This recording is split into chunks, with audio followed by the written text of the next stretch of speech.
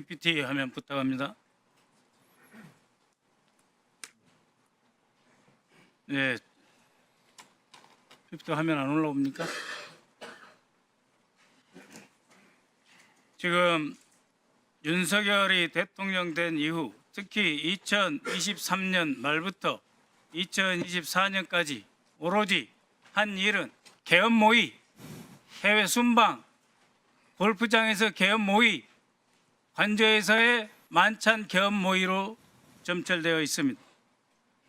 2023년 12월 윤석열, 김영현, 신원식, 조태용, 이 자리에 계신 김명수 의장님, 여인영에게 비상대권 언급했다. 2024년 3월부터 4월까지 다시 삼청동 안가에서 신원식, 조태용, 여인영, 김영현에게 비상대권을 언급했으며 이때 이미 일본 신문에서 보도된 바와 같이 외교 참모들에게 술자리에서 자주 계엄 언급을 했죠. 그렇게 해서 5월, 6월, 7월, 8월 계속됩니다. 그 다음 화면 보십시오. 9월, 10월, 11월, 12월 윤석열은 국회를 해산하고 짓밟고 비상입법 대책기구를 설치해서 국회의원들을 비온 벙커로 보내고 필요시 U3 벙커로 가두고 선관위의 조작된 진술서를 받아서 더 이상 대한민국을 선거 없는 나라로 만들고 대법관 그리고 현직 판사까지 구속, 체포해서 사법부를 마비시켰어. 입법, 사법, 선관위 전체를 뒤집어엎고 영구 집권을 꾀했습니다. 자, 다음 화면 한번 봐주십시오. 계엄 모의를 위해서 2024년 2월 23일 이진우 소방사령관, 곽종근 특전사령관 방첩사 방문하셨죠? 24년 3월 20일 이상민 장관 방첩사 방문했습니다. 더욱이 3월 22일 그러니까 여인영 방첩사령관, 신원식, 김영현 등과 만찬한 직전에 윤석열은 31년 만에 처음으로 방첩사를 방문했습니다. 그리고 한 달 뒤도 안 된 시기에 국군 방첩사령부령을 개정해서 사이버 및 대테러 활동을 지원토록 업무 범위를 확장시킵니다. 6월 10일 문상호 정보사령관 또 방첩사 방문합니다. 방첩사령부가 쿠데타와 반란의 본거지 아지트가 된 것이죠. 박한수 육군참모총장 6월 13일 방문하셨죠. 강호필 합참차장 7월 12일 방문하셨죠. 그리고 김용현이 국방부 장관으로 됩니다. 존경하는 국방차관님, 직무대행님, 그리고 합참의장님께 여쭙니다. 저희가 계엄령 경고를 했고 계엄하지 말라고 부탁을 드렸습니다. 단 한 분이라도 차관님과 합참의장께서는 계엄 가능성에 대해서 예하 사령관들에게 특히 지작사령관, 방첩사령관, 특전사령관, 수방사령관에 대해서 한 번이라도 경고하신 적 있습니까? 경고하신 적 있으십니까? 계엄 그 자체에 대해서 가정해 본 적이 없었습니다. 그래서 경고하신 적도 없고 체크도 안 하셨죠? 예. 정경환 합참의장님 마찬가지시죠? 예, 저희들 합참에서도 그때 말씀하신 거에 대해서 귀담아 들을 필요는 있었지만 못 들었습니다. 그리고 참모들하고 이해 가능한 거냐? 아마 들을 필요 있는데 못 들었다는 게 무슨 말씀이세요? 참모들 할 때 이거는 불가능하다. 그래서 점검도 안 하셨죠? 그렇습니다. 예, 그런데 제가 굉장히 양가적인 감정을 갖고 있어요. 합참의장님께. 그 어려운 시기에 계엄에 전폭적으로 동참하지 않고 그래도 국방 의무를 지키기 위해서 차관과 함께 노력해 주시고 아직도 저는 지작사령관 강호필 대장에게 존경심을 포기하지 않고 있습니다. 지금 이 엄중한 시기에 세 분이 대한민국 안보를 지키셔야 되기 때문이죠. 그럼에도 불구하고 정경환 합참의장님, 원래 계엄사령부 국방부 건물 5층에 설치하기로 되어 있습니다. 그런데 집통실로 밀고 내려왔어요. 합참의장, 그때 결심실의 의자의 주인공은 합참의장입니다. 그렇지 않습니까?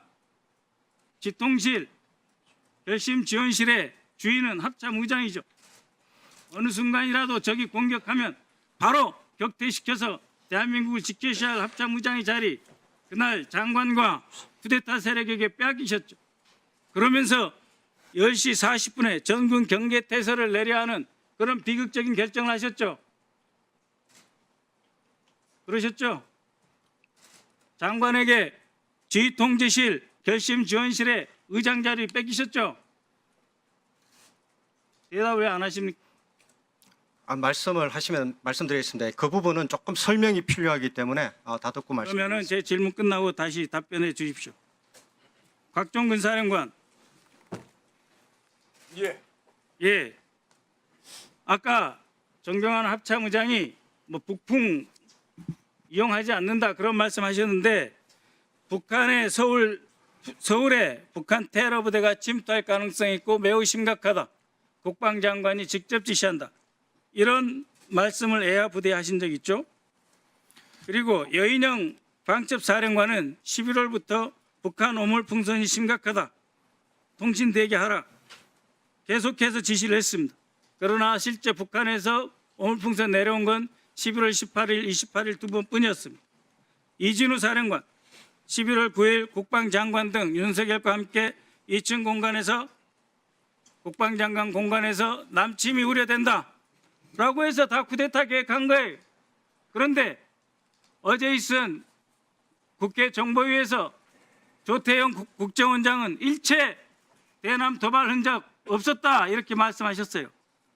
정경환 합참의장님, 이번 쿠데타의 핵심 세력이었던 방첩사령관, 특전사령관, 수방사령관이 모두 북한의 위협과 도발 가능성을 거론하고 있는 것이 바로 이 공소장이 다 나와 있어요. 합참의장은 그때 대남 도발 기미 없다고 보셨잖아요. 차관 직무 장관 직무대행도 없다고 보셨잖아요. 그래서 저희가 문제 제기하는 것입니다. 합참의장, 그럼에도 불구하고 민주당이 무슨 괴담입니까? 이렇게 해서 부대를 동원해서 내란을 일으킨 거 아닙니까? 그렇게 해서 선관위까지 사법부까지 입법부까지 다 짓밟고 영구 집권하려고 하는데 우리 군이 이용당했어요. 그것에 대해서 정의로운 분노감도 없습니까? 합참의장이? 권력권자로서 우리 군이 이렇게 악용돼도 되는 겁니까? 한 말씀 해보십시오. 예, 진심으로 안타깝고 이 자리에 군복 입은 장군님들이 계시면 안 되는 여기 국회 국방위원회 자리지 않습니까? 국방위원회도 몇 번 말씀드렸지 않습니까? 그럼에도 불구하고 의장께서 이 자리에 앉아서 이 공소장의 버젓이 북한을 위협을 이용해서 어물풍선 11월 달에 18, 28 딱 뜨고 났는데 그럼까지 다 이용해서 비상대응을 준비하고 있는데 의장은 하나도 몰랐다고 그래요. 그래놓고 그것을 지적하는 야당에 대해서 국민들에게 제대로 된 사과 한마디 안 하고 뒤에 계신 장군님들께 의장으로서 단 한 번 미안한 생각 가지셨어요? 자, 이제 마무리해 주시고요. 네. 의장 신상발언 하세요. 예, 합참의장님. 예, 말씀드리겠습니다. 먼저 비상계엄에 대해서는 군을 대표해서 사죄드린다고 말씀드렸습니다. 사죄드립니다. 제가 군서일 1위로서 비상계엄을 사전에 알고 그런 것을 알고 제가 차단했다면은 제가 어떤 지금 지났지만은 그는 차단하는 게 제 임무라고 생각합니다. 하지만 못한 것에 대해서는 죄송스럽게 생각합니다. 그리고 지금 오늘 발표하신 존경하는 박선원 의원님께서 말씀을 하셨을 때 저희들도 참모들과 이게 가능성이 있는 거냐? 불가능합니다. 합참에서 동조하고 들어가지 않기 때문에 운영이 안 됩니다. 사실은 뭐 그렇게 해서 변명을 하는 것이 뭐 좀 창피스럽지만 그런 사정은 있었습니다. 그리고 오늘 발표하실 때 12월 22일 파워포인트도 잠깐 띄워주시기 바랍니다. 왜냐하면 이것은 군에 대한 신뢰가 있기 때문에 말씀을 드려야 되겠습니다. 파워포인트 제일 앞장에 한번 띄워주시기 바랍니다. 12월 22일이라고 제 이름이 있길래 확인을 좀 드리는 게 좋을 것 같다는 생각입니다. 왜냐하면 제가 50만 군을 지휘하고 있기 때문에 여기에 관련이라든가 이런 것이 있기 때문에 말씀을 드립니다. 12월에 제가 알기로는 12월 22일경에 연합사령관과 해서 연말 지휘관들 격려 만찬이 공식적으로 있을 때 제가 참가했습니다. 12월에 어떤 행사도 참가한 적이 없다는 걸 언론을 통해서 말씀드렸습니다. 그래서 12월에 제일 앞장에 펴주시기 바랍니다. 12월에 저게 뭐 제 이름이 있길래 왜 있는지는 모르겠지만은 나중 시간이 되시면은 의원님께서 설명해 주시면은 답변 드리겠습니다. 저는 22일 날 연합사령관을 포함해서 유엔사 부사령관 공식 부부 동참 만찬에 참가한 기업밖에 없다는 걸 말씀드립니다. 네. 그리고 지통실의 운영은 기본적으로 작전 사항이 되거나 했을 때는 장관이 내려와서 같이 앉아서 지휘하도록 되어 있고 결심 지원실은 특별한 회의가 있을 때 사용한다. 뭐 구체적인 얘기는 말씀 안 드리겠습니다. 보안이 유지되는 상황에서 운영되는 거기 때문에 누구든지 필요에 따라서 운영 요구하면은 사용할 수 있는 장소다. 이렇게 말씀드리겠습니다. 네, 마무리해 주십시오. 대형사령관 합참의장이 한 곳에 앉아서 대형관 예란을 지도한 꼴이 됐다 이 말입니다. 자, 박선원 의원님, 맞습니까? 예, 고생하셨습니다. 다음.